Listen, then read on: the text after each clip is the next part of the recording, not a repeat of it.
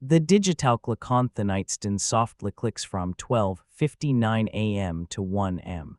The bedroom is cast in deep shadow, litten libby thefain trigel off the numbers. A heavy winter blanket rises and falls with slow, rhythmic breathing. The distant, low hum off the kitchen refrigerator vibrates through the quiet walls. A single, muted suited chose from the front of the apartment. The breathing under the heavy blanket abruptly stops. The room falls into suffocating, absolute silence.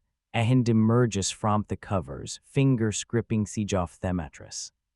The mattress brings squeaks lightly as weight shifts in the dark. The personless, perfectly still, staring straight up at the invisible ceiling, just the wind. The hand slowly relaxes, pulling the blanket back up to section.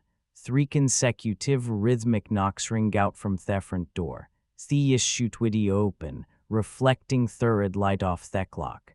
The blanket is thrown back quickly, pooling on the floor. Bare feet touch the cold hardwood, toes curling against the chill. The person sits on siege off thebed, head tilted toward the bedroom door. The apartment is dead silent against the completella stagnant. A phone rests on the nightstand, its screen completella black. A hand hovers over the phone, hesitates, and slowly pulls away. The person stands up, their shadow stretching long across the bedroom wall. They step forward, carefully avoiding secrete floorboard near the dresser. The bedroom doorway frames the pitch-black corridor off the hallway. A cold draft sweeps past their ankles, macking them shiver. They step into the hallway, leaving the bedroom completely behind. The walls off the narrow hallway feel closer, oppressive in the dark. The floorboards groan softly under a slow, deliberate step. The person freezes, holding their breath, waiting for a reaction. Silence stretches for 10 agonizing seconds. They exhale slowly, their chest deflating, and take another step. The living room comes into view, illuminate in liba moonlight cutting through the blinds. The front door stands at thinned off the room, a solid block of dark wood. The deadbolt is visible ned to the horizontal locked position. 4 sharp, deliberate nick shit theward, much louder this time. The person flinches violently, hacking Garapid step backward. Their shoulder hits the hallway wall with a thud. They stare at the door ice wide, breathing turning shallow and fast. The knocking stops instantly, leaving Goering in joint the ear. The person rubs their face, their hand shacking visibly in the dim light. They take a slow, cautious step toward the living room rug. The soft fabric off the rug muffles their footsteps entirely. They pass the Chenisland, not looking away from the front door. A brassy pole sits exactly at a level, catching at an glint of moonlight. The space under the door is dark, no shadows are moving. They stop exactly 3 feet from the door, body completely rigid. Voice it. The voices adri, cracked whisper sat barely fills the room. There is no response from the other city off the wood.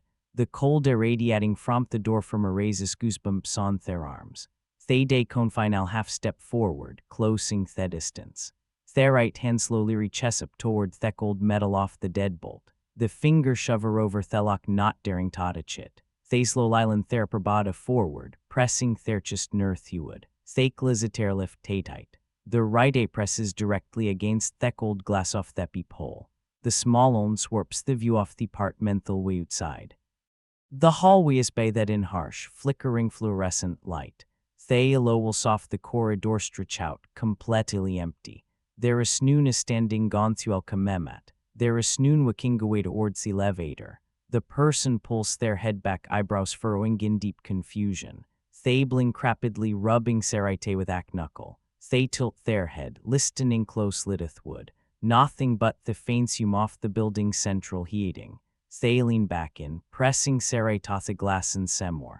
The distorted, well-lithal way remains entirely vacant. The light outside flickers on, casting brief shadows, then stabilizes. They slowly pull away from the door, Anner Vausix haliscapping their lips, kids playing a prank. They drip their hands stoth their sides, the tension leaving their shoulders. They turn their back to the door, fastening the dark living room. A soft, wet scraping sound comes directly from the other city off the wood. The person frees mid-step, their spine instantly straightening. The scrapping stops. Three gentle rhythmic knocks to against Thedor again. The knocks are lower this time, Nurthi height off Thedor knob. The person slowly turns their head, looking back over their shoulder. The heavy wooden door looks entirely undisturbed. They slowly pivot their entire bedibik toff entrance. Theres dart a thebatomjof Thedor scanning foreshadows. The thin sliver of light from the hallway remains unbroken. They step forward against their breathing get indaudible.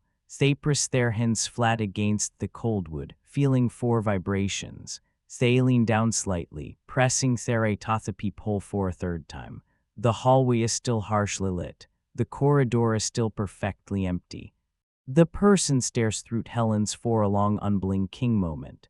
The fluorescent light in the hall flickers, buzzing faintly through her glass. A loud, heavy thud hits Thedor right next to their face. They stumble backward with a sharp gasp, tripping over siege off the rug. They catch themselves on Thekich encounter, knocking Gaglas off the floor. The glass shatters into pieces with a deafening crash. They ignore Theglas staring with sheer terror at the door. The silencer returns, heavy and thicker than before. They slowly stand up straight, a piece of glass crunching under their heel. Theres fixed entirely on the brass hindley off the door. The handless perfectly still. They begin to walk backward, retreating slowly toward the bedroom. The darkness off the hallway swallows their silhouette. They pull their phone out of their pocket, the screen blindingly bright. They dial a single number, fingers trembling wildly. The phone screen turns off, displaying gated battery icon. They stare at the black screen, swallowing hard. Thello rhythmic knocking starts again. Tap, tap, tap. The person drops the phone onto the couch. It lands with a soft thud. They move back to the kitchen, opening a heavy wooden drawer. The drawer slides open with a loud metallic scrape.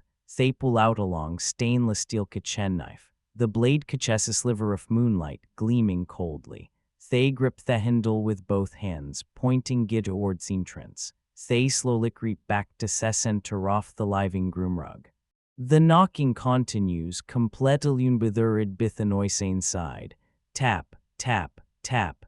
They step right up to the door, chest heaving, sweat forming on their brow. I'm calling the police. The voice is louder now, shacking but laced with pure desperation. The knocking immediately ceases. A dead, suffocating quiet floods the apartment. They lower the knife slightly, waiting for the sound of retreating footsteps. There are no footsteps. They press their ear directly against the cold wood of the door. A very faint, raspy breathing can be heard on the other side. The person pulls their head because if burned, eyes wide with horror. They stare at the peephole, terrified of what they might see. They slowly elevate in their tiptoes, forcing themselves to look. Thea presses against the glass. The hallway is still empty, bathed in the same flickering yellow light. Nothing is there. They keep looking, paralyzed by the contradiction. The view through the peephole suddenly goes completely black. Something gone the outside has covered the lens. The person gasps, pulling their face away from the door. They stare at the peephole. The glass is no pitch black instead of yellow. A slow, agonizing creak echoes through her room. The person looks down. The brass door handle is slowly turning downward. The movement is smooth, deliberate, and entirely silent. The person's hands shake violently as they raise a knife again. The handle hits the bottom of its rotation with a soft click. The wooden door shifts slightly in its frame, pushing inward. The heavy metal deadbolt catches, stopping the door from opening. The person lunges forward, slamming their entire body weight against the wood. Their shoulder hits the door hard, rattling the frame. They press both hands flat against the wood, planting their feet on the floor. A sudden, massive effort pushes back from the outside. The wood groans, bending slightly under the immense pressure. The person grits their teeth, tears of panic welling in their eyes. The handle begins to jiggle violently up and down. The metallic clattering fills the entire room, sharp and aggressive. Stop. The handle stops jiggling instantly. The pressure against the door vanishes completely. The person stumbles forward slightly as the resistanza disappears. Thapris therier tothador, listening frantically, completing d'absoluta silence. They slowly back away from the door, hands coveretting cold sweat. They retreat a thefarwell off the living room, never break in J contact with the entrance. The brass handle remains perfect level. The peephole remains pitch black. They slide down wall, hitting the floor with a soft thud. They pull cerkni stotherchist, gripping the knife tightly. The minute is dragby, thick and unbearable. The digital Laconsa microwave in sekichin shifts to 1:15 a.m. The apartment remains complete lighted. The person slowly lowers the knife, letting it rest on the carpet.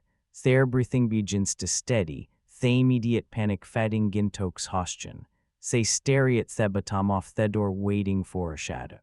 Nothing moves. They push themselves up off the floor, legs trembling with fatigue. They wick slowly back to the door, steps cautious and light. They step 12 feet away, looking up at the peephole. The glass is still completely black. They raise at their hand, tapping segla slightly with a fingernail. The blackness in the lens suddenly shifts, retreating outward. The bright, yellow fluorescent light off the hallway floods begin to Selens. The person exhales a massive breath, closing Theres in relief. They lean in close, pressing Theres to the glass on final time to make sure. The hallway is completely empty and well lit. They turn around, facing the dark interior of the apartment. A cold draft sweeps past their ankles from inside the living room. They freeze, Theres adjusting to the darkness of the room. The knife the left be the far wall is gone. The kitchen window, previously closed, is now open winches. A faint, wet footprint is visibly on the hardwood floor, pointing toward the hallway. The footprint leads directly into the pitch black corridor of the apartment. The person stops breathing entirely. A floorboard in the bedroom groans softly under a heavy weight. The person slowly turns their head toward the dark hallway. The bedroom door is open just a crack. In the narrow gap of the doorway, a single pale hand rests on the frame. The hand is perfectly still. The person's mouth opens, but no sound comes out. They slowly step backward, there hitting the old front door. The hand on the bedroom door frame slowly pulls back into the darkness. A low rhythmic tape shows from inside the bedroom. Tap, tap, tap. The person fumbles blindly for the deadbolt behind them. They throw the open, pulling the front door wide. They run into the bright, empty hallway, the apartment door slamming shut behind them.